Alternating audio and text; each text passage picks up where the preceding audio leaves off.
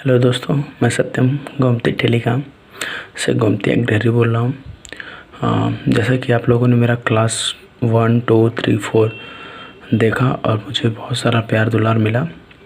आज मैं आपके लिए क्लास 6 लेके आया हूँ।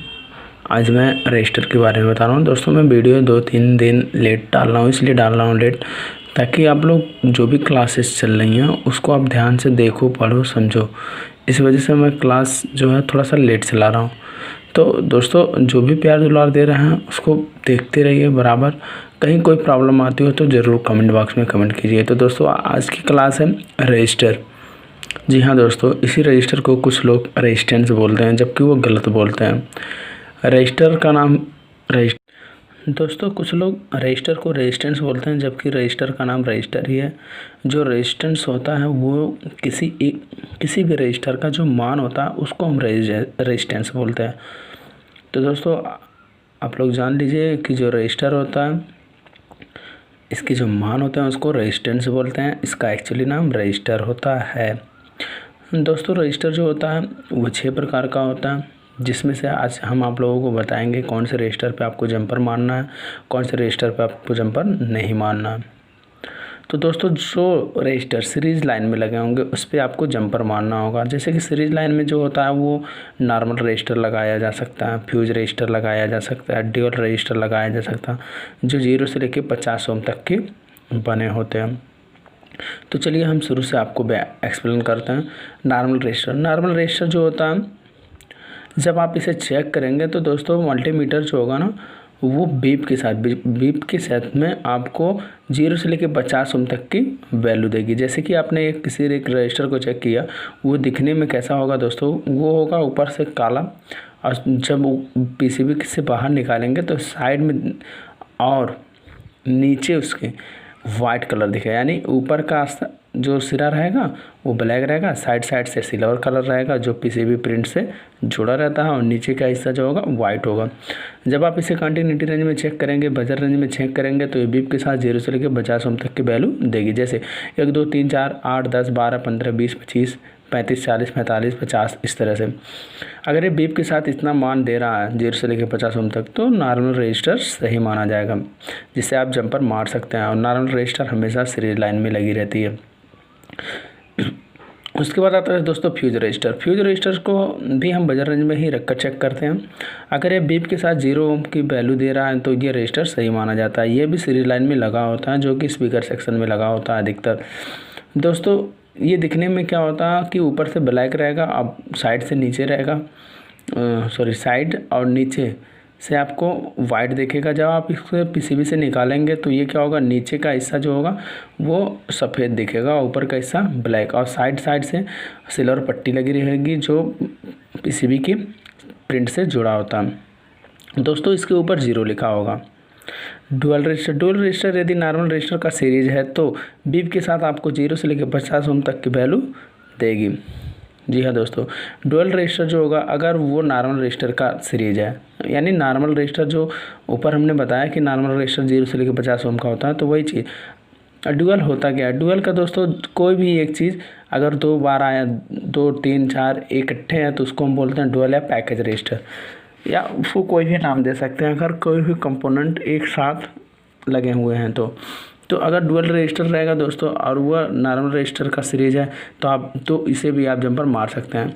सपोज़ करिए अगर 4 रजिस्टर का एक डुअल रजिस्टर बना हुआ है और उनमें से 20 का कोई भी ओपन है, तो दोस्तों आपको सभी को बदलना पड़ेगा। यानी एक बार निकालेंगे वो चारों एक साथ निकलेगा। निकलने के बाद आप क्या कर सकते हैं, अगर वो सीरीज लाइन में जंपर दे सकते हैं दोस्तों, या तो फिर रिप्लेस कर सकते हैं। Next, code register. दोस्तों, इम्पॉर्टेंट रजिस्टर है ये चार्जिंग सेक्शन में अधिकतर रहता है। कोड रजिस्टर को भी हम बजर रेंज में ही चेक करते हैं। यदि आर पर लिखे कोड के अनुसार हमें वैल्यू प्राप्त हो तो वह रजिस्टर सही माना जाता है। जैसे अगर दोस्तों आर लिखा हुआ, R22 लिखा है, तो आर का मतलब होता है दोस्तों पॉइंट, यानी कि दशमलव, यानी ये हो गया 0.22 ओम, यानी आर का मतलब क्या हुआ दोस्तों, दशमलव। अगर के लिखा है तो के का मतलब होता है किलो ओम, एम लिखा है तो मेगा ओम। जैसे दोस्तों लिखा हुआ 2K2 2 का मतलब हो गया 2.2 किलो ओम। 4m3 लिखा हुआ है तो 4 हो गया और m का मतलब दशमलव हो गया और m का मतलब मेगा भी हो गया। ठीक है, तो इस तरह से आप बोलेंगे 4.3 मेगा ओम ETC, यानी कि यार इस तरह से आप लोग इसकी वैल्यू निकाल सकते हैं। अगर आप कहेंगे तो इस पर एक अच्छा सा वीडियो फिर बना देंगे दोस्तों।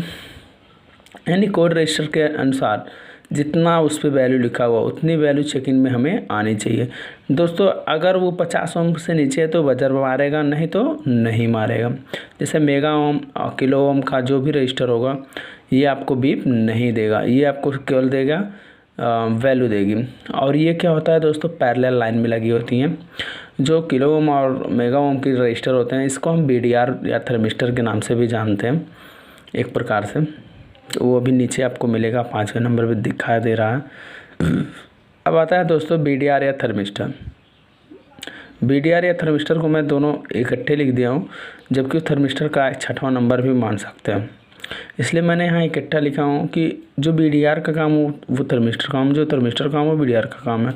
आप थर्मिस्टर की जगह BDR लगा सकते हैं, BDR की जगह आप थर्मिस्टर लगा सकते हैं। दोस्तों थर्मिस्टर क्या होता है, आप लोगों ने देखा होगा सैमसंग के मोबाइल में या किसी भी मोबाइल फ़ोनों में आपको टेम्परेचर से संबंधित समस्याएं आती हैं। वो जो टेम्परेचर से संबंधित समस्याएं आती हैं वो थर्मिस्टर ही सेंस करता है। अगर थर्मिस्टर आपका ओपन है, लीकेज है, शॉर्ट है, तो क्या करेगा, चूँकि रजिस्टर दोस्तों शॉर्ट होता नहीं है, लेकिन जब अपनी वैल्यू को खो देता है, चूँकि ये पैरेलल लाइन में लगी रहती है, प्लस माइनस की लाइन में लगी रहती है, ये हाई वैल्यू की होती है। इसलिए मैंने बोला है कि जब ये अपने आप को अपना रेजिस्टेंस खो देगा तो ये पैरेलल लाइन को क्या कर देगा, शॉर्ट कर देगा। तो दोस्तों चलिए इसके बारे में समझते हैं। ये दोनों रजिस्टर जो होते हैं HVR हाई वैल्यू रेजिस्टेंस के होते हैं, जो कि बजर रेंज पर चेक करने पर वैल्यू देते हैं। मान लो कि 1010 वैल्यू है तो वह रजिस्टर 1.1K का होगा। परफेक्ट मान चेक करने के लिए हमें मल्टीमीटर को 2K से लेकर 200K तक मान का रजिस्टर मीटर से चेक कर सकते हैं।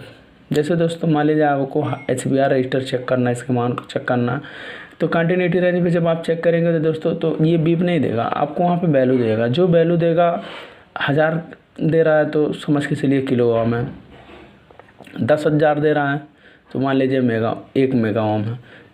इस तरह से आप उसे चेक कर सकते हैं। ठीक है दोस्तों, अगर आपको टेम्परेचर से संबंधित कोई प्रॉब्लम आती है तो आप BDR या थर्मिस्टर को ही चेक करेंगे। ये था दोस्तों रजिस्टर की क्लासेस। अब उसके बाद आता है दोस्तों कैपेसिटर, जो कि एक इम्पॉर्टेंट क्लास है, ये भी है दोस्तों। ये जो कैपेसिटर होता है, ये कैपेसिटर को हम कंडेंसर भी बोलते हैं। ये मोबाइल फ़ोन में बहुत ही इम्पोर्टेंट रोल निभाता है। ये करता क्या है दोस्तों, कैपेसिटर को भी हम बजर रेंज में ही चेक करते हैं। यदि कैपेसिटर PCB के बाहर है तो वह कुछ भी वैल्यू शो नहीं करेगा। जैसे अगर कोई कैपेसिटर बाहर निकाल के आप चेक कर रहे हैं कंटिन्यूटी रेंज में तो कुछ भी वैल्यू नहीं देगा। आप दोनों सिरे पे मल्टीमीटर के दोनों पार्ट को लगाएंगे तो आपको वहाँ दिखाएगा 1, तो वह सही माना जाएगा। यदि PCB में चेक करेंगे तो एक साइड से बीप देगा तो दूसरे साइड से कुछ वैल्यू देगा। जी हाँ दोस्तों, अगर आप उसके PCB में चेक करें मल्टीमीटर के दोनों पार्ट को उस कैपेसिटर के दोनों टांगों पे रखेंगे, यदि दोस्तों आपको वैल्यू मिले, जैसे वैल्यू का मतलब इसको अच्छे ढंग से समझाते हैं। अगर कैपेसिटर मोबाइल के PCB में लगा हुआ है तो आपको करना क्या है, रेड पार्ट को ग्राउंड करना है, ब्लैक पार्ट से कैपेसिटर के दोनों टांगों में बारी बारी से रखना। अगर एक पे B आ गया और दूसरे साइड पे क्या दे दिया, वैल्यू दे दिया, तो वो कैपेसिटर सही है। अगर दोस्तों आपको दोनों कैपेसिटर के दोनों प्रिंटों पे बीप आ गया तो वो कैपेसिटर शॉर्ट है, तो आपको उसे रिप्लेस ही करना पड़ेगा या रिमूव करना पड़ेगा, जैसा भी ये समझ में।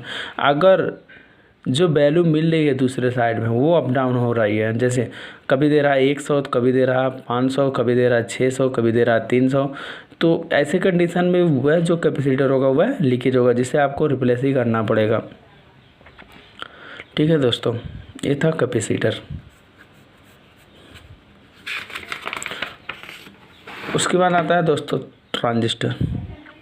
मल्टीमीटर को बजर रेंज में सेट करते हैं यदि ट्रांजिस्टर के बीच यानी बेस पर एक प्राट रखेंगे, दूसरे प्राट से बाकी के एमीटर कलेक्टर दोनों लग पर बारी बारी से रखेंगे। एज ए रीडिंग रेजिस्टेंस का मतलब हुआ जो ट्रांजिस्टर होता है दोस्तों, ये दो डायोडों का मेल होता है।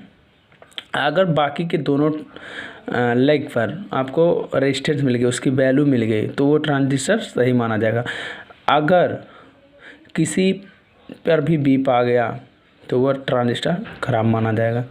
जैसे दोस्तों मान लीजिए ट्रांजिस्टर जो होता है वो 3 टांग का होता है, मल्टीमीटर के पास 2 पराड होते हैं, एक पराड को किसी एक पे रख लो, ठीक है दोस्तों, बाकी दोनों पे हमको वैल्यू मिलनी चाहिए, तो वो ट्रांजिस्टर सही माना जाएगा।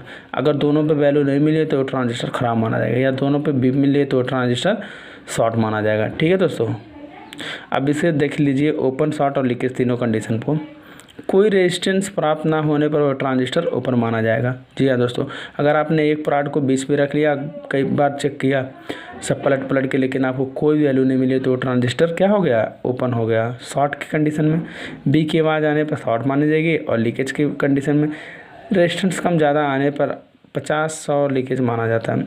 यदि 50 से लेकर 100 के बीच में कोई कम बेसी आपको कम ज़्यादा मिल रहा है वैल्यू, तो वो लीकेज माना जाएगा। अब दोस्तों आता है मल्टीमीटर से आप चेक करने की बारी वोल्टेज को। जी हाँ दोस्तों, बहुत ही इंपॉर्टेंट है। डीसी वोल्टेज को मल्टीमीटर से हम क्या करेंगे, 20 वोल्ट पर सेट करेंगे। मल्टीमीटर को जो हम करें, अगर आपको डीसी वोल्टेज चेक करना है, आपके मोबाइल फ़ोन की बैटरी में कितनी चार्ज है, तो आपको मल्टीमीटर को भी डीसी वोल्टेज 20 पे सेट करना होगा और चेक करेंगे। तो रेड वाला पराड बैटरी के टर्मिनल प्लस पर रखेंगे और ब्लैक वाला माइनस पर रखेंगे, तो जो वोल्टेज आपको दर्शाएगा वो आपको डिजिटल मल्टीमीटर पे शो करेगा, या जैसा भी हो। आप डीसी वोल्टेज मोबाइल फ़ोन को ही मिलता है, तो आपको अगर मान लीजिए चार्जर आपने लगाया तो उसकी इनपुट 5 वोल्ट 6 वोल्ट जो भी अगर आ रहा है, तो अगर आपको आउटपुट देखना है तो बैटरी कनेक्टर पे चेक करेंगे, तो बैटरी कनेक्टर पे आपको वोल्टेज दिखा देंगे। उसके बाद होता है दोस्तों सर्किट ट्रेसिंग। सर्किट की ट्रेसिंग बजर रन पर किया जाता है। जी हाँ दोस्तों, अगर आपको किसी सर्किट को ट्रेस करना है कि कौन सी सर्किट ओपन है, कौन सी सर्किट शॉर्ट है, कौन सी सर्किट लीकेज है, तो आपको इसे बजर रन पर सेट करना पड़ेगा। कंपोनेंट की जांच, सभी कंपोनेंट की जांच बजर या डायोड मोड पर ही किया जा सकता है। जी हाँ दोस्तों, अगर किसी भी कंपोनेंट को आपको चेक करना है तो उसे आपको किस मोड पर चेक करना है, बजर रन पर या डायोड मोड पर ही चेक किया जाता है। यानी कि वोल्टेज को छोड़ के बाकी सभी आपको सभी कंपोनेंट को आप किस पे चेक करना है, बजर रन या डायोड मोड पर। अगर आपको रजिस्टर की वैल्यू देखना है तो आपको 2K से लेके 20K के बीच में आपको देख सकते हैं। तो आशा करता हूँ दोस्तों आपको ये क्लास भी अच्छा लगेगा, पसंद आएगा। हमारे चैनल को लाइक करेंगे, शेयर करेंगे और सब्सक्राइब करेंगे।